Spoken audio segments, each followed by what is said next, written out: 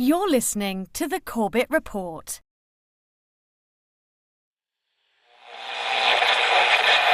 High oil prices helped ExxonMobil boost its profits to nearly $11 billion in the latest quarter.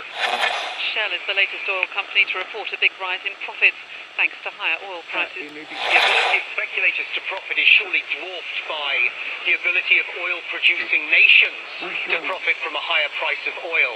Maybe the easiest way for these guys to make the money? Manipulate oil back above $50, even $60.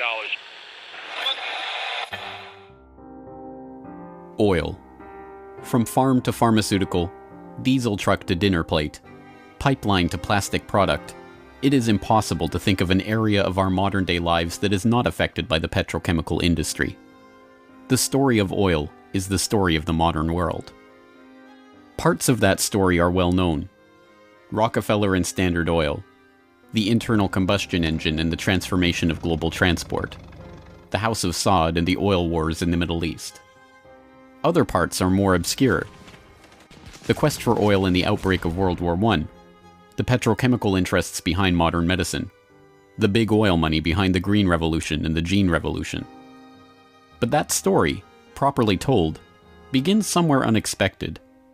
Not in Pennsylvania with the first commercial drilling operation and the first oil boom, but in the rural backwoods of early 19th century New York State. And it doesn't start with crude oil or its derivatives, but a different product altogether. Snake oil. Dr. Bill Livingston, celebrated cancer specialist, was the very image of the traveling snake oil salesman. He was neither a doctor nor a cancer specialist. His real name was not even Livingston. More to the point, the rock oil tonic he pawned was a useless mixture of laxative and petroleum and had no effect whatsoever on the cancer of the poor townsfolk he conned into buying it. He lived the life of a vagabond, always on the run from the last group of people he had fooled, engaged in ever more outrageous deceptions to make sure that the past wouldn't catch up with him. He abandoned his first wife and their 6 children to start a bigamous marriage in Canada at the same time as he fathered 2 more children by a 3rd woman. He adopted the name Livingston after he was indicted for raping a girl in Cayuga in 1849. When he wasn't running away from them or disappearing for years at a time, he would teach his children the tricks of his treacherous trade. He once bragged of his parenting technique. "I cheat my boys every chance I get. I want to make 'em sharp." A towering man of over 6 feet and with natural good looks that he used to his advantage, he went by Big Bill. Others, less generously, called him Devil Bill. But his real name was William Avery Rockefeller, and it was his son, John D. Rockefeller, who would go on to found the Standard Oil monopoly and become the world's first billionaire. The world we live in today is the world created in Devil Bill's image. It's a world founded on treachery, deceit, and the naivety of a public that has never wised up to the parlor tricks that the Rockefellers and their ilk have been using to shape the world for the past century and a half. This is the story of the oligarchy.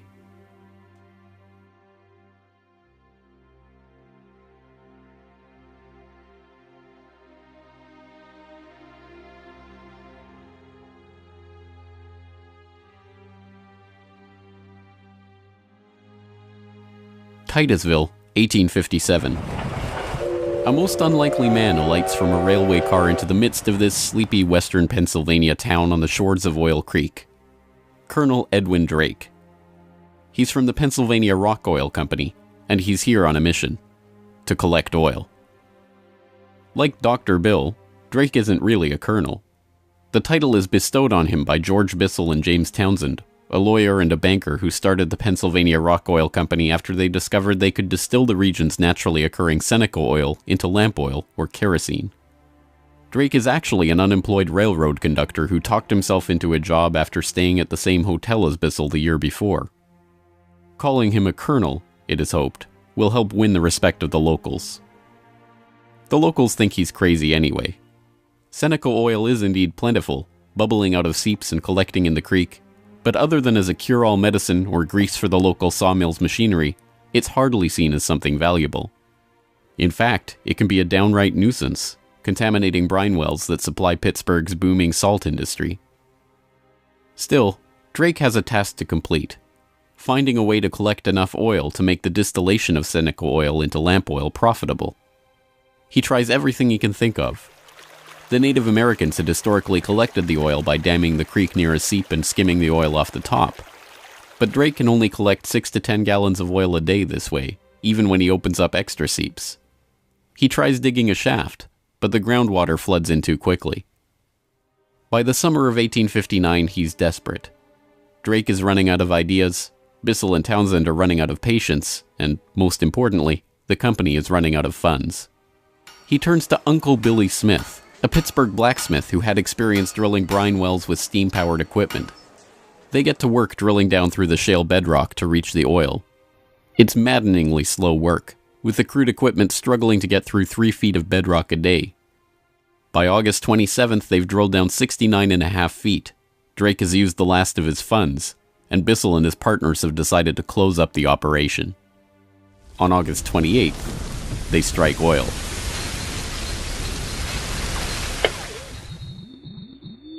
Then on Sunday, August 28, 1859, oil bubbled up the drive pipe.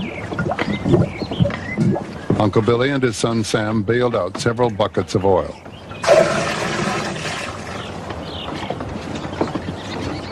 On Monday, the very day that Colonel Drake received his final payment and an order to close down the operation, they hitched the walking beam to a water pump, and the oil began to flow.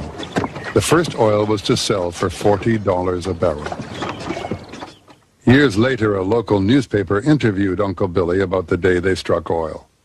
I commenced drilling, and at 4 o'clock I struck the oil. I says to Mr. Drake, "Look there, what do you think of this?" He looked down the pipe and said, "What's that?" I said, "That is your fortune."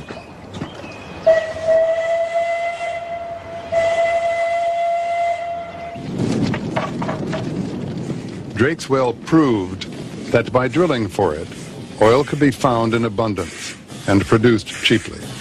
Overnight, a whole new industry was born.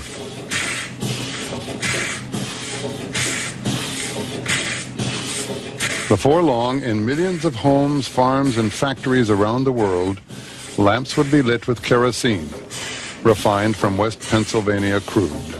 When the word came out that Drake had struck oil, the cry went up throughout the narrow valleys of western Pennsylvania. The crazy Yankee has struck oil, the crazy Yankee has struck oil. And it was the first great boom. It was like a gold rush.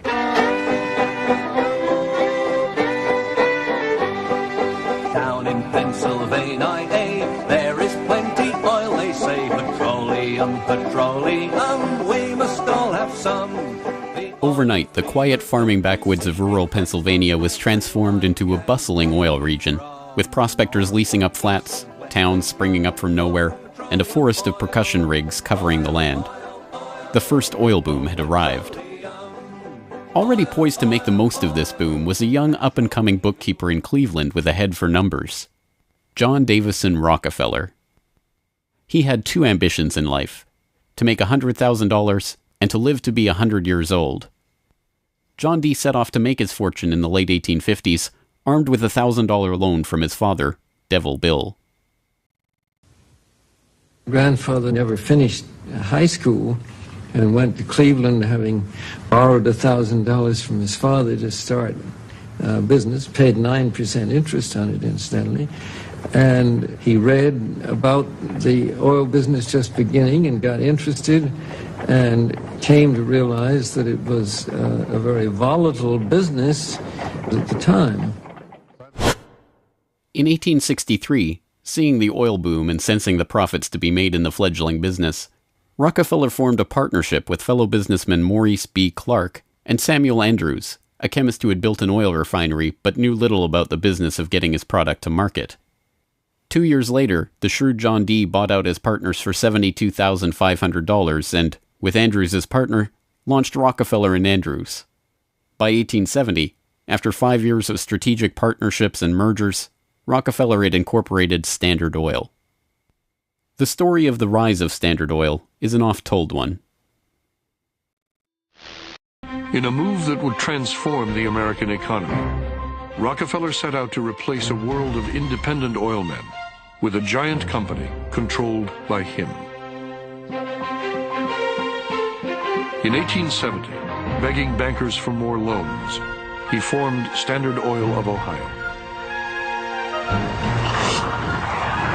The next year, he quietly put what he called Our Plan, his campaign to dominate the volatile oil industry, into devastating effect.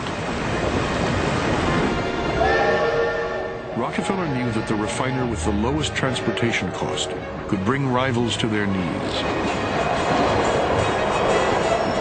He entered into a secret alliance with the railroads called the South Improvement Company.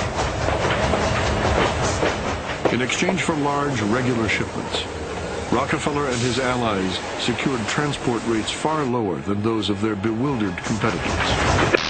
By 1879, when Rockefeller is 40, he controls 90% of the oil refining in the world. Within a few years, he will control 90% of the marketing of oil and a third of all of the oil wells. So this very young man controls what is not only a national but an international monopoly in a commodity that is about to become the most important strategic commodity in the world economy. By the 1880s, the American oil industry was the Standard Oil Company, and Standard Oil was John D. Rockefeller. But it wasn't long until a handful of similarly ambitious and well-connected families began to emulate the Standard Oil success story in other parts of the globe. One such competitor emerged from the Caucasus in the 1870s, where Imperial Russia had opened up the vast Caspian Sea oil deposits to private development. Two families quickly combined forces to take advantage of the opportunity. The Nobels, led by Ludwig Nobel and including his dynamite-inventing, prize-creating brother Alfred, and the French branch of the infamous Rothschild banking dynasty, led by Alphonse Rothschild. In 1891, the Rothschilds contracted with M. Samuel & Co., a Far East shipping company headquartered in London and run by Marcus Samuel, to do what had never been done before: ship their Nobel-supplied Caspian oil through the Suez Canal to East Asian markets. The project was immense. It involved not only sophisticated engineering to construct the first oil tankers to be approved by the Suez Canal Company, but the strictest secrecy. If word of the endeavor was to get back to Rockefeller through his international intelligence network, it would risk bringing the wrath of Standard Oil, which could afford to cut rates and squeeze them out of the market. In the end, they succeeded, and the first bulk tanker, the Murex, sailed through the Suez Canal in 1892 en route to Thailand.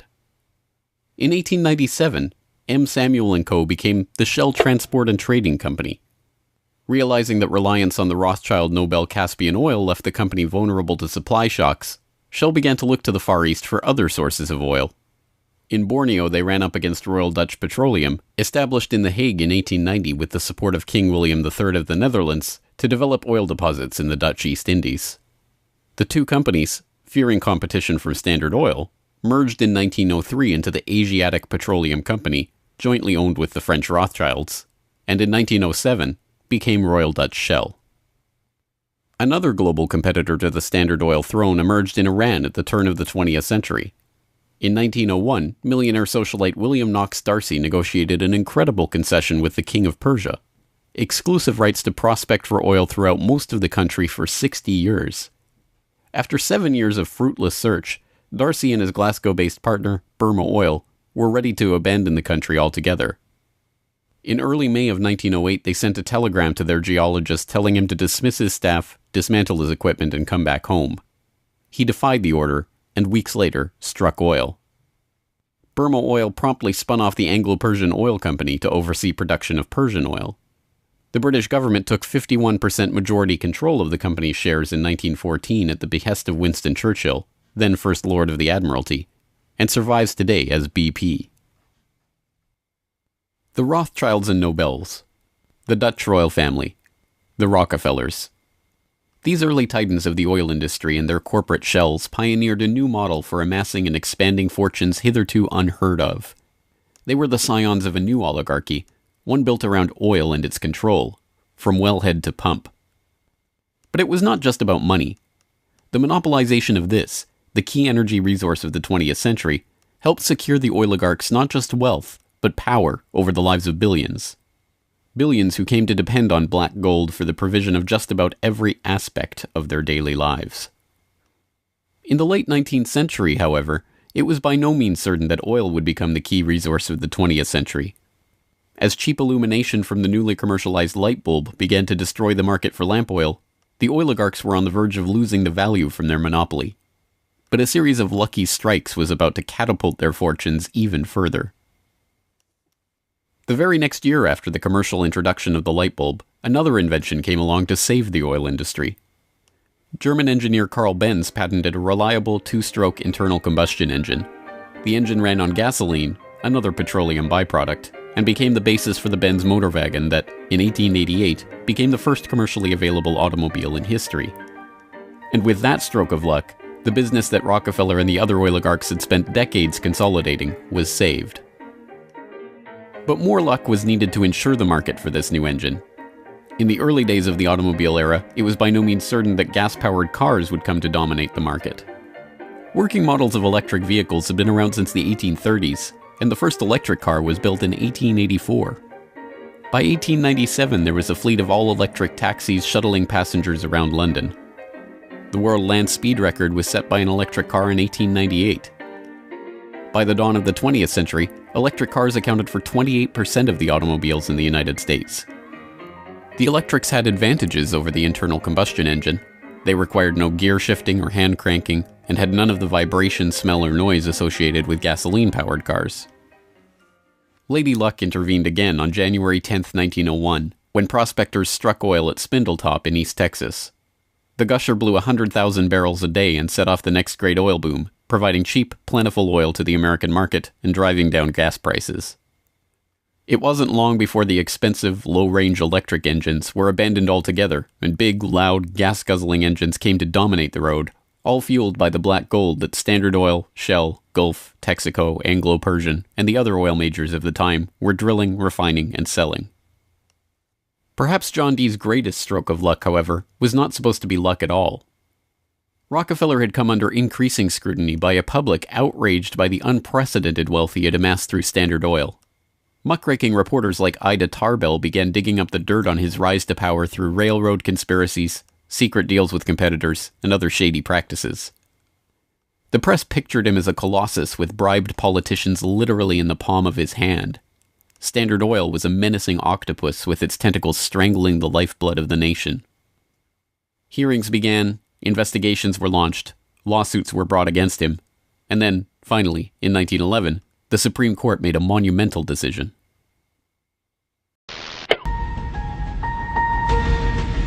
On May 15, 1911, the Supreme Court of the United States declared that Standard Oil was a monopoly in restraint of trade and should be dissolved.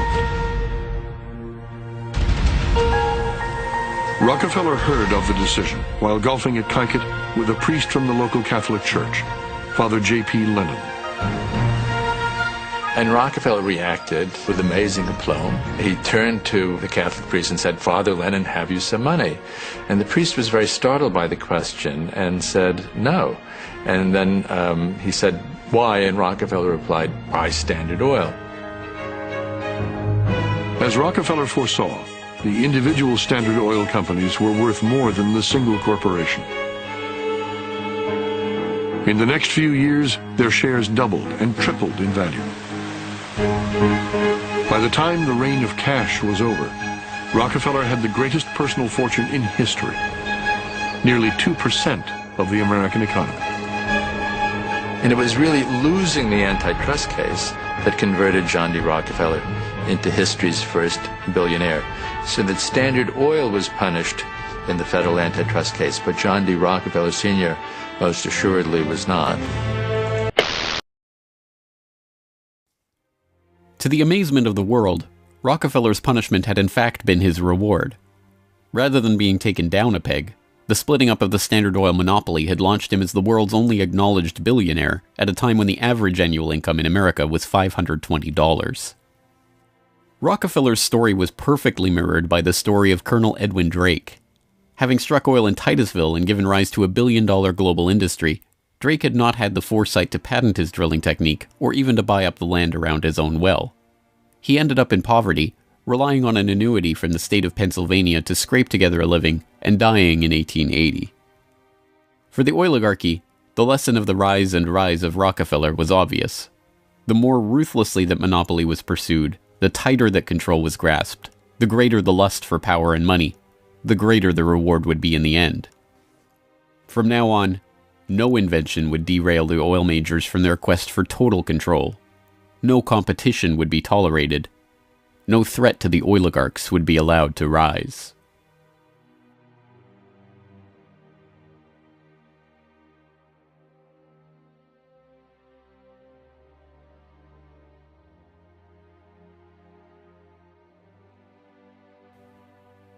When asked how he could justify the treachery and deceit with which he had pursued the creation of the Standard Oil monopoly, John D. Rockefeller is reputed to have said, "Competition is a sin." This is the mentality of the monopolist, and it is this justification, framed as religious conviction, that drove the oligarchs to so ruthlessly eliminate anyone who would dare rise up as a pretender to their throne. Ironically, it was the competition between the oligarchs in the early 20th century that helped give rise to an early external threat to their empire: alcohol fuel. As historian Lyle Cummins has noted of the period, the oil trust battles between Rockefeller, the Rothschilds, the Nobels, and Marcus Samuel's Shell kept prices in a state of flux, and engines often had to be adaptable to the fuel that was available. In many areas where oil wasn't available, the alternative was alcohol. Ethyl alcohol had been used as fuel for lamps and engines since the early 19th century. Although it was generally more expensive, alcohol fuel offered a stability of supply that was alluring, especially in areas like London or Paris that did not have predictable access to oil supplies. Alcohol has a lower heat value, or BTU, than gasoline, but a series of tests by the U.S. Geological Survey and the U.S. Navy in 1907 and 1908 proved that the higher compression ratio of alcohol engines could perfectly offset the lower heat value, thus making alcohol and gasoline engines fuel economy equivalent. One early supporter of alcohol fuel was Henry Ford, who designed his Model T to run on either alcohol or gasoline. Sensing an opportunity for new markets to boost the independent American farms that he felt were vital to the nation, Henry Ford told the New York Times, "The fuel of the future is going to come from fruit like that sumac out by the road, or from apples, weeds, sawdust, almost anything. There is fuel in every bit of vegetable matter that can be fermented." Farmers, looking to capitalize on this, lobbied for the repeal of a $2.08 per gallon alcohol tax that had been imposed to help pay for the Civil War. They were aided by those who saw fuel alcohol as a way to break the oligarchs' monopoly. In support of a bill to repeal the alcohol tax, President Teddy Roosevelt told the U.S. Congress in 1906, "The Standard Oil Company has, largely by unfair or unlawful methods, crushed out home competition. It is highly desirable that an element of competition should be introduced by the passage of some such law as that which has already passed the House, putting alcohol used in the arts and manufactures upon the free list." The alcohol tax was repealed in 1906, and for a time corn ethanol at 14 cents a gallon was cheaper than gasoline at 22 cents a gallon.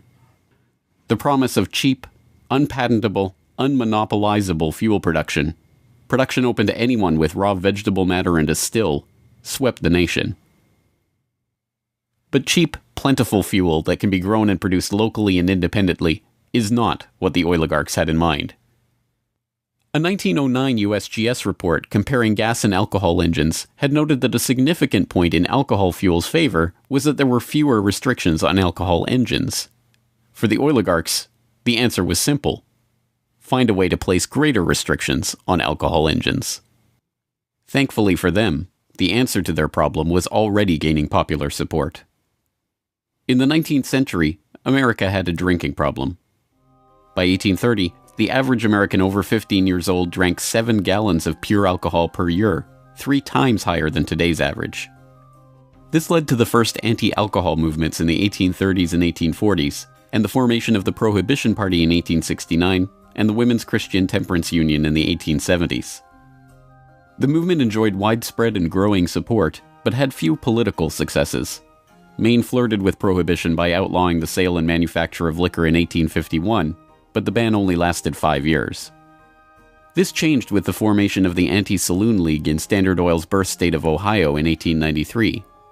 The ASL was started by John D. Rockefeller's longtime personal friend Howard Hyde Russell, and was bankrolled in part by generous annual donations from Rockefeller himself. The ASL, with Rockefeller's backing, quickly became the driving force behind a national movement to outlaw the production and sale of alcohol. Rockefeller was a teetotaler himself, not from moral concern, but because he was afraid that good cheer among friends would lead to his downfall in business. Stephen Harkness, one of the silent partner investors in Standard Oil and a director in the company until his death, had caught Rockefeller's eye when he made a fortune buying up whiskey in advance of a new excise tax that he had been tipped about and selling it at a huge profit after the tax kicked in. No, Rockefeller and Standard Oil were not concerned about the moral state of the nation, except as far as it impacted their bottom line. But when Prohibition did come in 1920, it had an interesting side effect. Although it didn't ban the use of ethanol as a fuel directly, it did lead to increasingly burdensome restrictions, requiring producers to add petroleum products to their ethanol to make it poisonous before it could be sold. Alcohol fuel, now completely unable to compete with gasoline, was abandoned altogether by the automobile industry. Another existential threat to the vast fortunes of the early oligarchs was to require an even greater effort at social engineering: public transportation. By the end of World War I, private car ownership was still a relative rarity. Only 1 in 10 Americans owned a car. Rail was still the transportation of choice for the vast majority of the public, and city dwellers in most major cities relied on electric trolley networks to transport them around town. In 1936, General Motors formed a front company, National City Lines, along with Firestone Tire and Standard Oil of California, to implement a process of bustitution, scrapping streetcars and tearing up railways to replace them with GM's own buses running on Standard Oil-supplied diesel. The plan was remarkably successful. As historian and researcher F. William Engdahl notes in Myths, Lies, and Oil Wars, by the end of the 1940s, GM had bought and scrapped over 100 municipal electric transit systems in 45 cities and put gas-burning GM buses on the streets in their place. By 1955, almost 90% of the electric streetcar lines in the United States had been ripped out or otherwise eliminated. The cartel had been careful to hide their involvement in National City Lines, but it was revealed to the public in 1946 by an enterprising retired naval lieutenant commander, Edwin J. Quimby. He wrote a manifesto exposing what he called a careful, deliberately planned campaign to swindle you out of your most important and valuable public utilities, your electric railway system. He uncovered the oligarchs' stock ownership of National City Lines and its subsidiaries, and detailed how they had step-by-step bought up and destroyed the public transportation lines in Baltimore, Los Angeles, St. Louis, and other major urban centers. Quimby's warning caught the attention of federal prosecutors, and in 1947, National City Lines was indicted for conspiring to form a transportation monopoly and conspiring to monopolize sales of buses and supplies. In 1949, GM, Firestone, Standard Oil of California, and their officers and corporate associates were convicted on the second count of conspiracy. The punishment for buying up and dismantling America's public transportation infrastructure? A $5,000 fine. H.C. Grossman, who had been the director of Pacific City Lines when it oversaw the scrapping of Los Angeles' $100 million Pacific Electric system, was fined exactly $1. Unsurprisingly, GM and its associates did not remain in the doghouse for long. In 1953, President Eisenhower appointed Charles Wilson, then the president of General Motors, as Secretary of Defense. Wilson, with Francis DuPont of the Rockefeller-connected DuPont family as chief administrator of federal highways, oversaw one of the largest public works projects in American history, the creation of the interstate highway system. With a war-era excise tax on train tickets still in place, and federally funded highways and airports providing cheaper alternatives, rail travel declined a startling 84% between 1945 and 1964. This social engineering paid off well for Standard Oil and its growing list of petrochemical associates. In the 2.5 decades after the outbreak of World War II, vehicle production in Detroit almost tripled, from 4.5 million cars a year in 1940 to over 11 million in 1965. As a result, sales of refined gasoline over the same period rose 300%. But Rockefeller was not the only oligarch working to crush all opposition to his monopoly. Across the pond, the European oligarchs were working to protect their own oil investments from upstart competitors. In 1889, a consortium of German investors led by Siemens Deutsche Bank obtained a concession from the Turkish government for extension of a railway line connecting Berlin to Basra on the Persian Gulf via Baghdad in what was then part of the Ottoman Empire. The Berlin-Baghdad railway concession was for 99 years and came with mineral rights for 20 kilometers on either side of the line, an especially lucrative deal since the rail cut right through the heart of the still untapped Mesopotamian oil region south of Mosul along the Tigris River. For the powers behind the British Empire, concerned with the military rise of Germany, this deal was unacceptable. Well, Germany, in the end of the 19th century, was looking for outlets for its exports, its industrial exports, as the German economy was growing like China is growing in the last 30 years. And they decided that Turkey would be an ideal strategic trade partner for Germany. And Georg von Siemens, one of the directors of Deutsche Bank, came up with a strategy to extend a railway from Berlin all the way down to Baghdad, which was then part of the Ottoman Empire, Baghdad in Iraq today, near the Persian Gulf. And German military began training the Turkish military. The German industry began investing in Turkey. They saw a huge potential market to begin bringing Turkey into the 20th century economically. Well, Deutsche Bank also negotiated mineral rights. I think it was 20 kilometers on either side of the railway. And it was already known in 1914 that Mosul and these other areas contained huge petroleum deposits. Well, why is that significant? At the end of the century, 19th century, Jack Fisher, the Lord of the Admiralty and the head of the Royal Navy, advocated the conversion of the British Navy from coal-fired to oil-fired, that it would have a qualitative strategic improvement in their every aspect of warship design.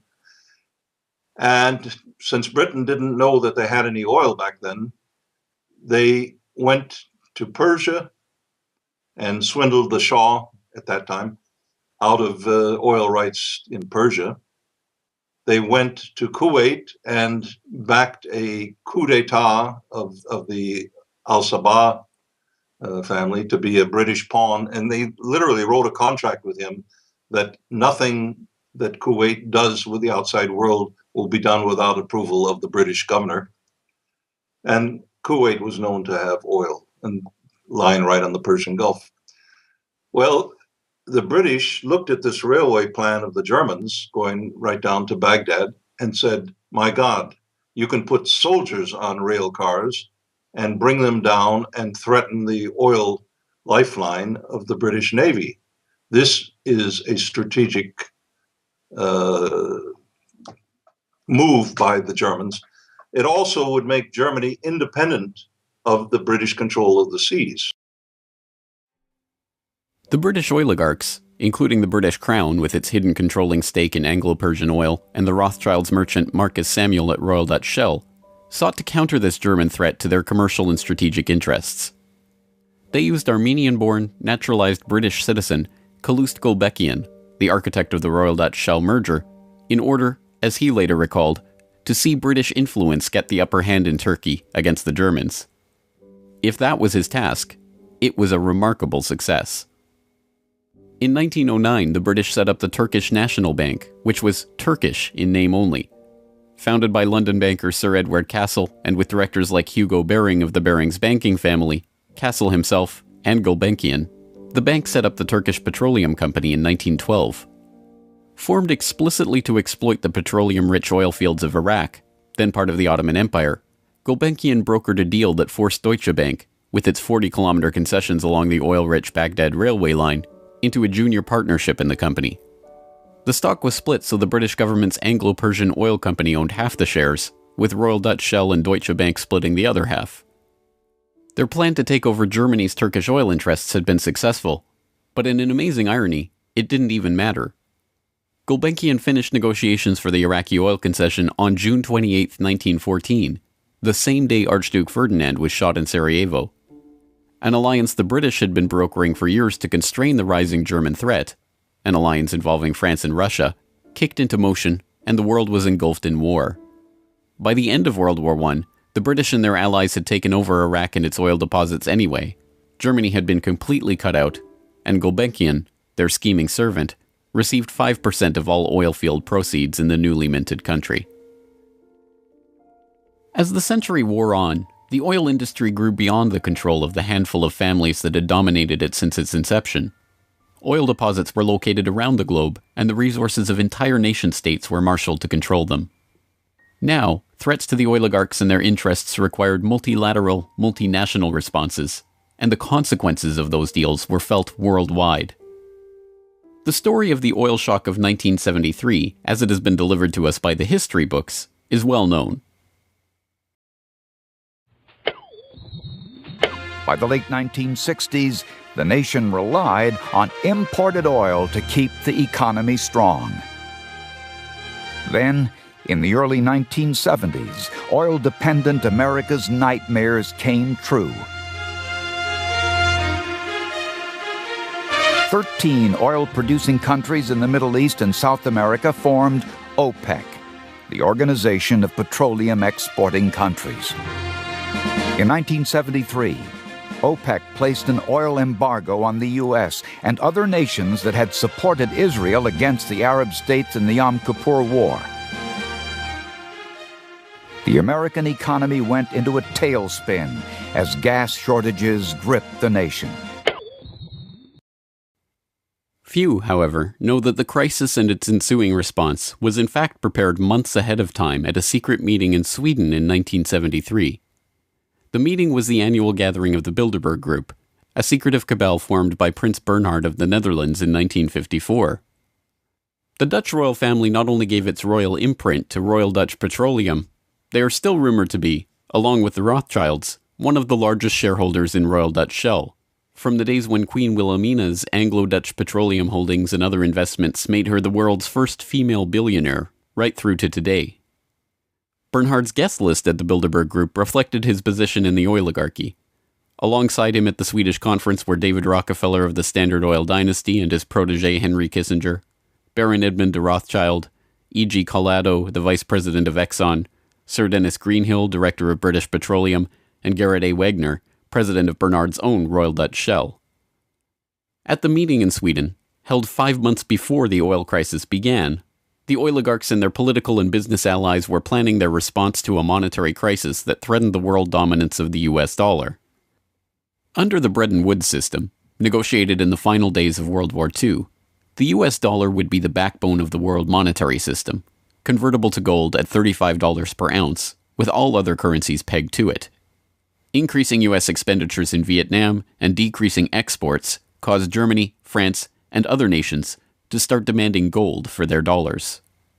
With the Federal Reserve's official gold holdings plunging and unable to stem the tide of demand, Nixon abandoned Bretton Woods in August 1971, threatening the dollar's position as the world reserve currency.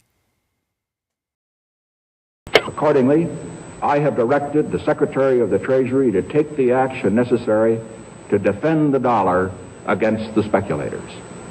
I have directed Secretary Connally to suspend temporarily the convertibility of the dollar into gold or other reserve assets, except in amounts and conditions determined to be in the interest of monetary stability and in the best interest of the United States. As leaked documents from the 1973 Bilderberg meeting show, the oligarchs decided to use their control over the flow of oil to save the American hegemon. Acknowledging that OPEC could completely disorganize and undermine the world monetary system, the Bilderberg attendees prepared for an energy crisis or an increase in energy costs, which, they predicted, could mean an oil price between $10 and $12, a staggering 400% increase from the current price of $3.01 per barrel. 5 months later, Bilderberg attendee and Rockefeller protege Henry Kissinger, acting as Nixon's Secretary of State, engineered the Yom Kippur War and provoked OPEC's response, an oil embargo of the US and other nations that had supported Israel. On October 16, 1973, OPEC raised oil prices by 70%. At their December meeting, the Shah of Iran demanded and received a further raise to $11.65 a barrel, or 400% of oil's pre-crisis price. When asked by Saudi King Faisal's personal emissary why he had demanded such a bold price increase, he replied, "Tell your king, if he wants the answer to this question, he should go to Washington and ask Henry Kissinger." In the second move of the operation, Kissinger helped negotiate a deal with Saudi Arabia. In exchange for U.S. arms and military protection, the Saudis would price all their future oil sales in dollars and recycle those dollars through treasury purchases via Wall Street banks. The deal was a bonanza for the oligarchs. Not only did they get to pass the price increases on to the consumers, but they benefited from the huge flows of money into their own banks. The Shah of Iran parked the National Iranian Oil Company's revenues in Rockefeller's own Chase Bank, revenues that reached $14 billion per year in the wake of the oil crisis. With the creation of this new system, the petrodollar, the oligarchs had reached unprecedented levels of control over the economy. Not only that, they had backed the world monetary system with their commodity, oil, and brought potential competition from upstart producer nations under their control all in one step. But for the insatiable appetites of these monopolist titans, mere control over the world's monetary system was not enough.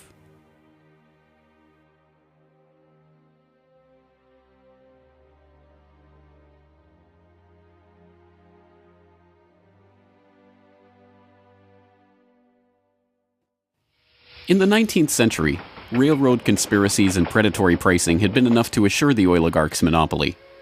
But by the time that the British Crown, the Dutch royal family, the Rothschilds, and the other European oligarchs began opening up the Middle East and the Far East to oil exploration in the early 20th century, the goal was no longer to maximize profits or control the oil industry. It was not even to control international diplomacy. It was to control and shape the world itself, its resources, its environment, and its people.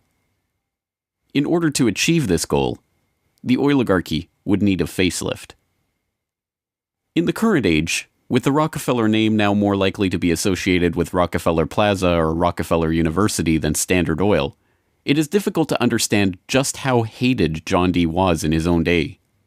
He was the head of the Standard Oil Hydra, an octopus strangling the world in his tentacles, a cutthroat gardener pruning the competitors from the flower of his oil monopoly.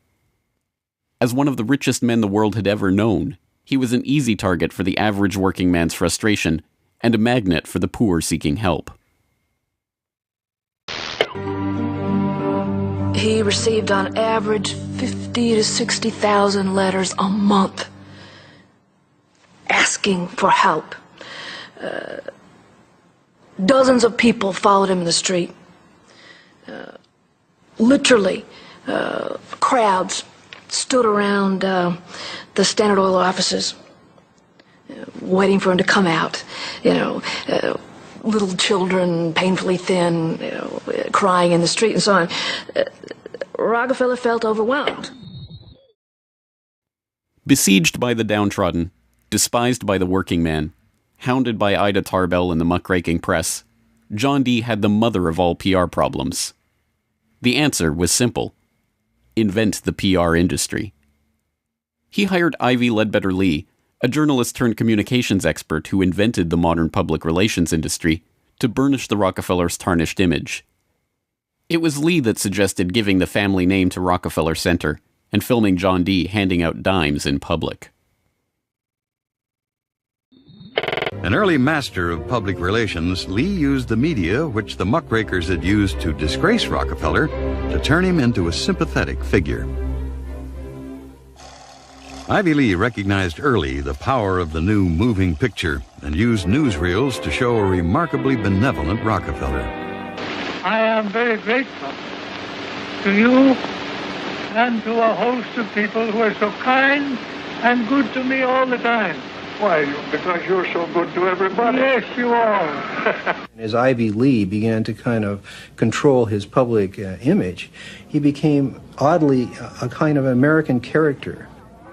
And people kind of warmed to him in a bizarre sort of way. It was like having Frankenstein on the loose walking around New York City or something like that, with a cane and a long hat. Although this plane never takes off, this photo opportunity was presented as Senior's first flight. Perhaps Ivy Lee's most brilliant public relations move was the casting of Rockefeller as the man who gave out dimes. Don't you give a dime, Mr. Rockefeller?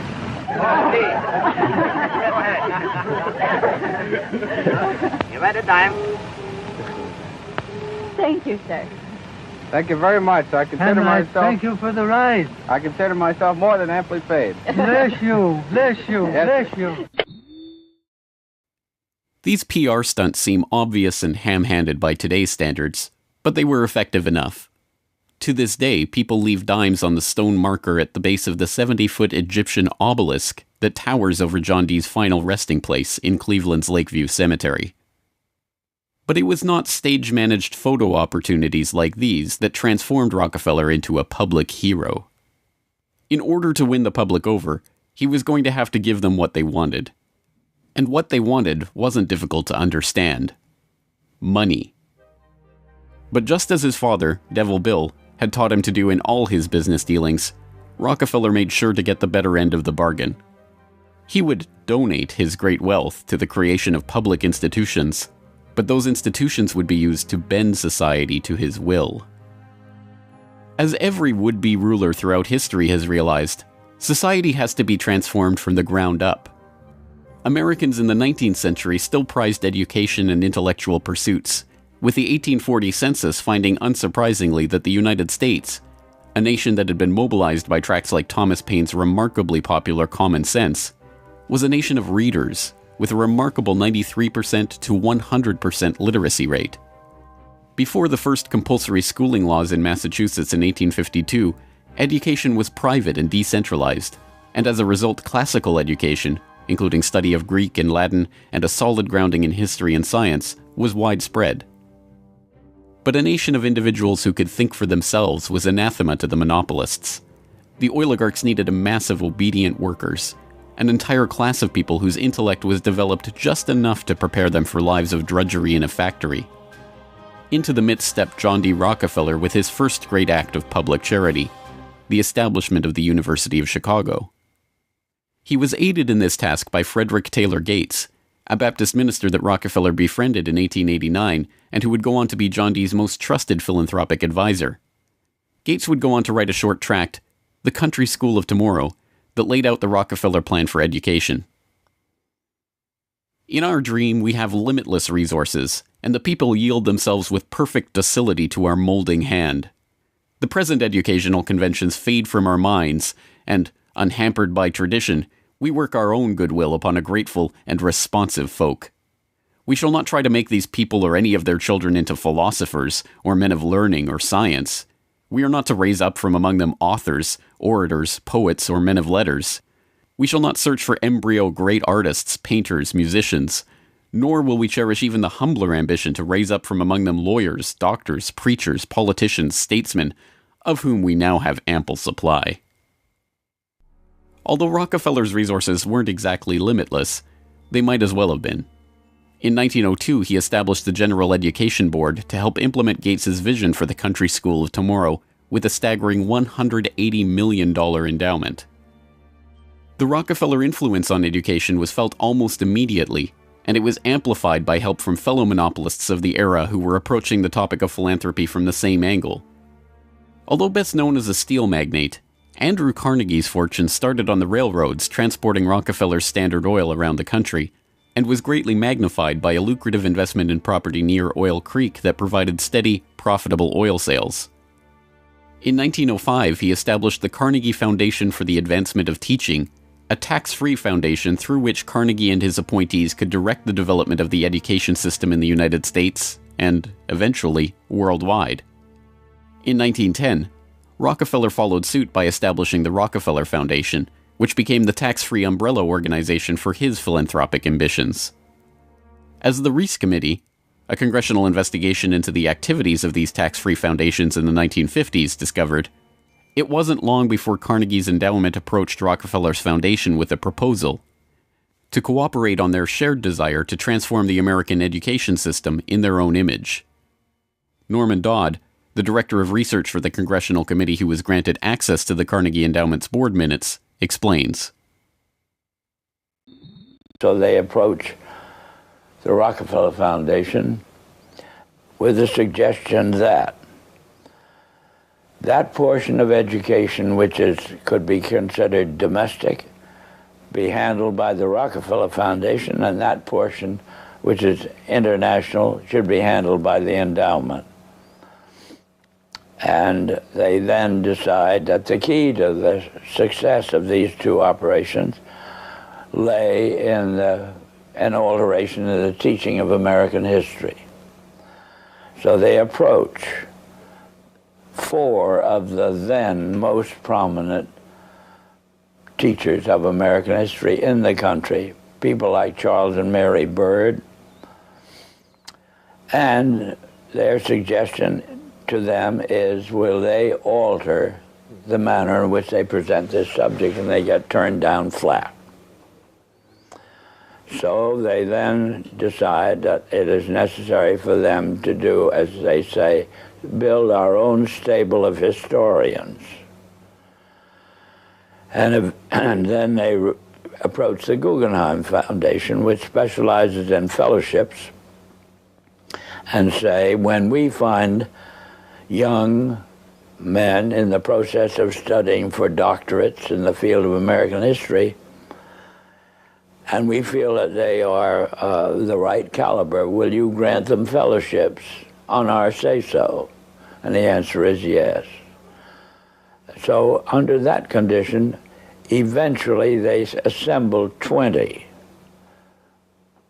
And they take this 20 potential teachers of American history to London, and there they're briefed into what is expected of them when, as and if they secure appointments in keeping with the doctorates they will have earned. And that group of 20 historians ultimately becomes the nucleus of the American Historical Association. And then toward the end of the 1920s, the endowment grants to the American Historical Association $400,000 for a study of our history in a manner which points to what can this country can it look forward to in the future. And that culminates in a 7-volume study, the last volume of which is, of course, in essence, a summary of the contents of the other 6. And the essence of the last volume is the future of this country belongs to collectivism administered with characteristic American efficiency. With this base for transformation firmly established, the Rockefeller Foundation and like-minded organizations embarked on a program so ambitious that it almost defies comprehension. They transformed the practice of medicine. As usual, the oligarchs that funded this change were also there to profit from it, and once again, John D. took his cue from Devil Bill's example. William Rockefeller had called his brand of snake oil Nujol for new oil, and Standard Oil spun off Nujol as a laxative under their Stanco subsidiary. Manufactured on the same premises as Flit, an insecticide also derived from Standard Oil's byproducts, Nujol sold at the druggist for 28 cents per 6-ounce bottle. It cost Standard Oil less than 1/5 of a cent to manufacture. Pharmaceuticals provided a lucrative new opportunity for the oligarchs, but in a turn-of-the-century America that was still largely based on naturopathic, herbal remedies, it was a tough sell. The oligarchy went to work changing that. In 1901, John D. established the Rockefeller Institute for Medical Research. The institute recruited Simon Flexner, a pathology professor at the University of Pennsylvania, to serve as its director. His brother, Abraham, was an educator who was contracted by the Carnegie Foundation to write a report on the state of the American medical education system.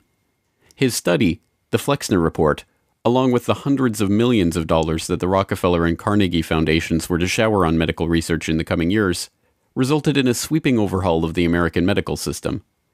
Naturopathic and homeopathic medicine, medical care focused on unpatentable, unmarketable natural remedies and cures, was now dismissed as quackery.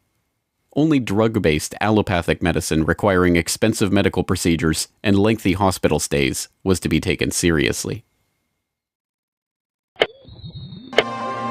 The fortunes of Carnegie, Morgan, and Rockefeller financed surgery, radiation, and synthetic drugs. They were to become the economic foundations of the new medical economy. The takeover of the medical industry was accomplished by the takeover of the medical schools. Well, the people that we're talking about, Rockefeller and Carnegie in particular, came to the picture and said, we will put up money. They offered tremendous amounts of money to the schools that would agree to cooperate with them. The donors said to the schools, we're giving you all this money. Now, would it be too much to ask if we could put some of our people on your board of directors to see that our money is being spent wisely? Almost overnight, all of the major universities received large grants from these sources and also accepted 1, 2, or 3 of these people that I mentioned on their board of directors, and the schools literally were taken over by the financial interests that put up the money. Now, what happened as a result of that is that the schools did receive an infusion of money. They were able to build new buildings. They were able to add expensive equipment to their laboratories. They were able to hire top-notch teachers. But at the same time as doing that, they skewed the whole thing in the direction of pharmaceutical drugs. That was the efficiency in philanthropy.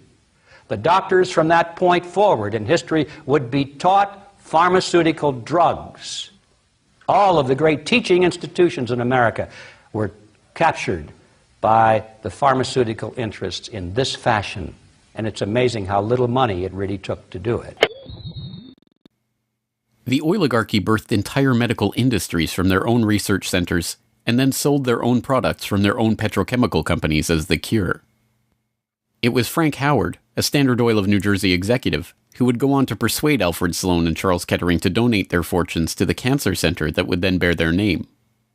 As director of research at Sloan Kettering, Howard appointed Cornelius Rhodes, a Rockefeller Institute pathologist, to develop his wartime research on mustard gas for the U.S. Army into a new cancer therapy. Under Rhodes's leadership, nearly the entire program and staff of the Chemical War Service was reformed into the Sloan Kettering Drug Development Program, where they worked on converting mustard gas into chemotherapy. And once again, the Rockefellers' own snake oil was being sold as a cancer cure-all.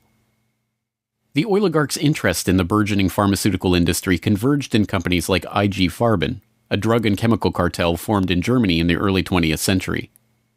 Royal Dutch's own Prince Bernhard served on an IG Farben subsidiary's board in the 1930s, and the cartel's American operation, set up in cooperation with Standard Oil, included on its board Standard Oil president Walter Teagle, as well as Paul Warburg of Kuhn-Loeb and Company, itself headed by Jacob Schiff of the Rothschild broker family.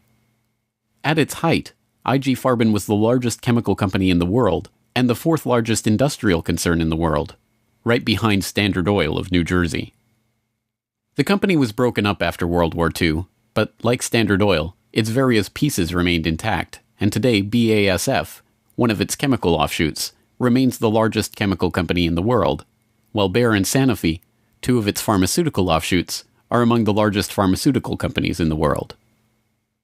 Not content merely to monopolize the fields of education and medicine, the same oligarchical interests banded together to take control of America's finances. In 1910, John D. Rockefeller Jr.'s own father-in-law, Senator Nelson Aldrich, Frank Vanderlip of the National City Bank, and Paul Warburg, as well as various agents of J.P. Morgan, met in complete secrecy on Jekyll Island to hammer out the details of what would go on to become the Federal Reserve, America's central bank. The Fed, established in 1913, would be run by hand-picked appointees of the oligarchy and their banking associates, including, perhaps inevitably, Standard Oil president and American IG director Walter Teagle. The Rockefeller family would go on to formally enter the banking field in the 1950s when James Stillman Rockefeller, the grandson of John D's brother, was appointed director of National City Bank. Meanwhile, John D's own grandson, David Rockefeller, would go on to take over Chase Manhattan Bank, the longtime banking partner of the Standard Oil empire. In this move, the Rockefeller story perfectly mirrored that of their fellow oligarchs, the Rothschilds.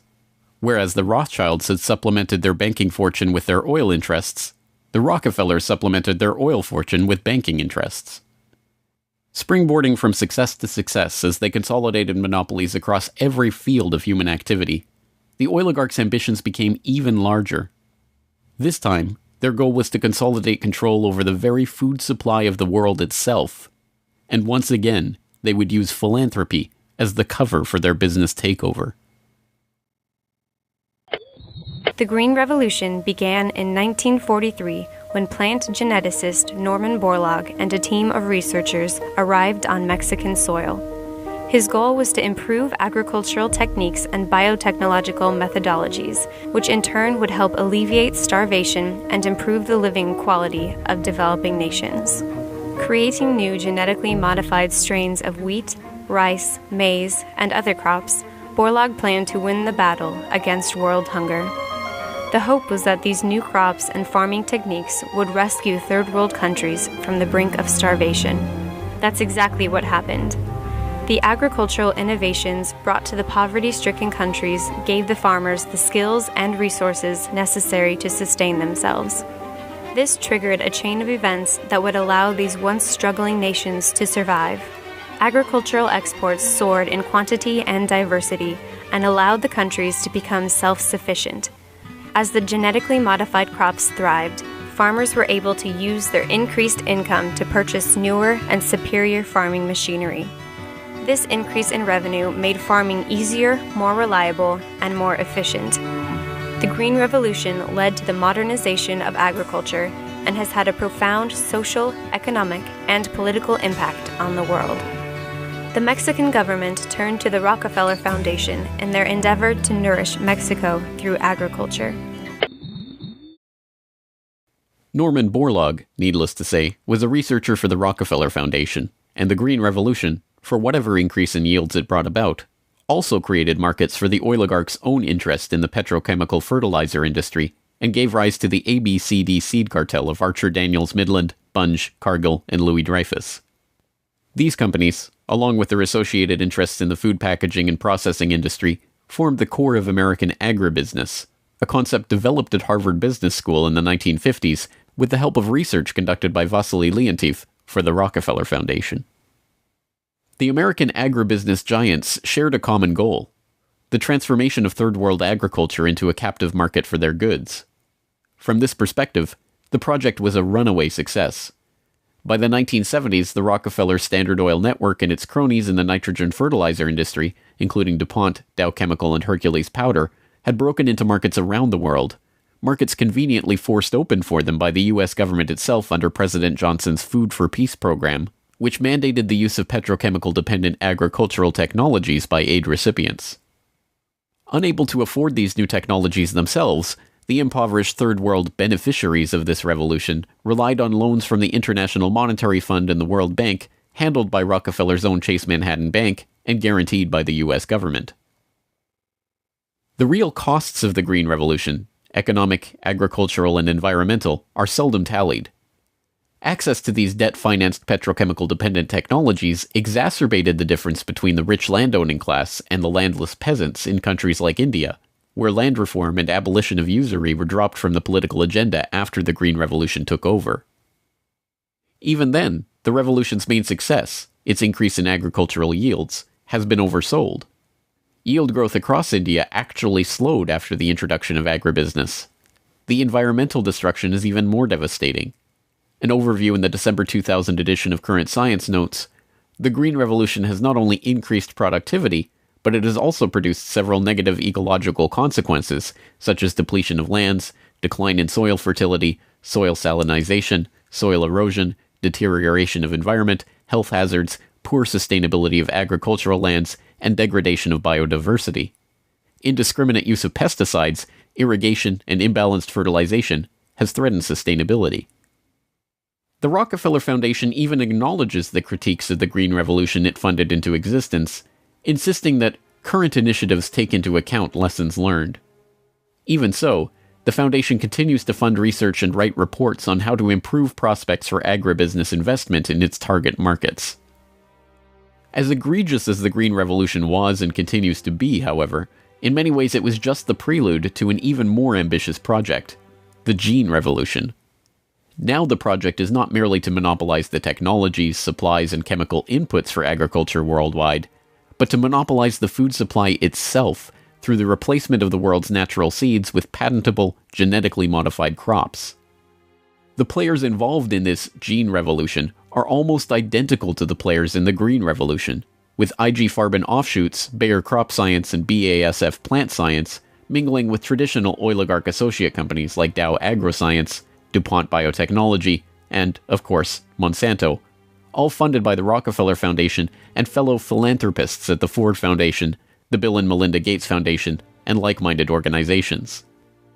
The convergence of corporate, philanthropic, governmental, and intergovernmental interests in promoting GM crops around the world can be seen in the bewildering array of research institutes, industry associations, and consultative groups devoted to the case.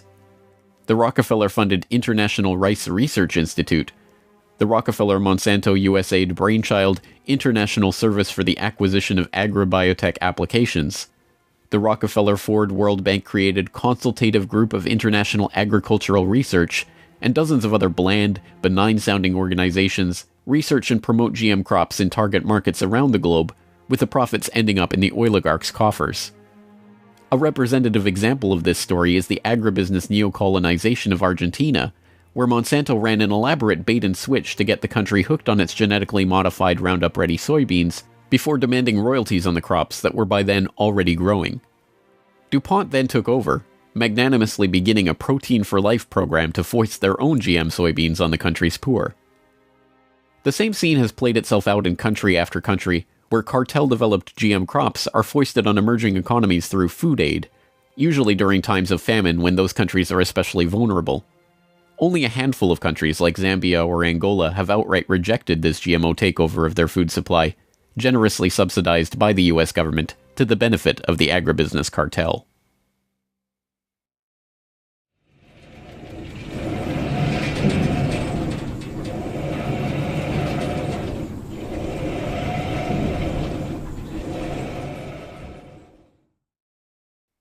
From cutthroat pioneers of the early oil industry to Machiavellian social engineers and geopolitical schemers, the oligarchs have come a long way since the days of Devil Bill's snake oil cure-alls.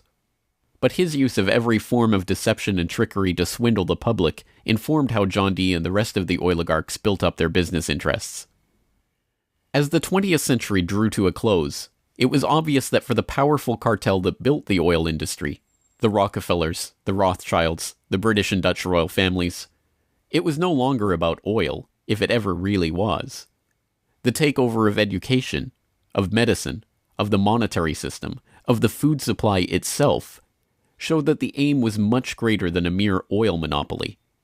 It was the quest to monopolize all aspects of life, to erect the perfect system of control over every aspect of society, every sector from which any threat of competition to their power could emerge. They had been remarkably, almost unbelievably successful.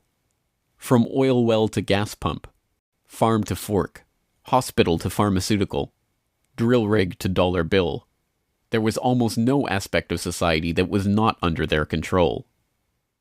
But the oligarchs are not done yet.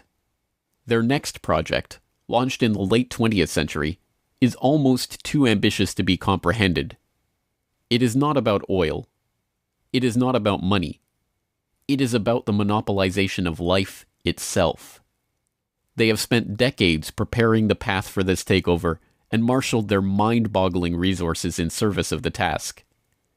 And the vast majority of the world's population, still playing the shell game that the oligarchs perfected and abandoned long ago, are about to fall right into their hands yet again. Ladies and gentlemen, the battle against climate change is surely the most defining and pivotal challenge of our times. Even in a world full of daunting perils and crises, it is hard to imagine anything that poses a greater challenge and opportunity for humanity. The negative impact of population growth on all of our planetary ecosystems is becoming appallingly evident. The science is unequivocally true, and that there is a price to carbon in their future. What do you see as the biggest challenges in conservation? The growing human population. Because if where we are, there's nothing else. We have to start spending money, fast on the solutions that we have in hand to try and help these countries which are already seeing the effects of climate change today and seeing the effects of our consumption, basically. David Rothschild, thank you so much for joining us here on Bloomberg. Down in Pennsylvania, there is plenty oil, they say. Petroleum, petroleum, we must all have some. The oily fever, don't you see, infects most every live Yankee. From north, from east and west they come for petroleum oil. Oil, oil, oil, oh petroleum. Oil, oil, oil, petroleum.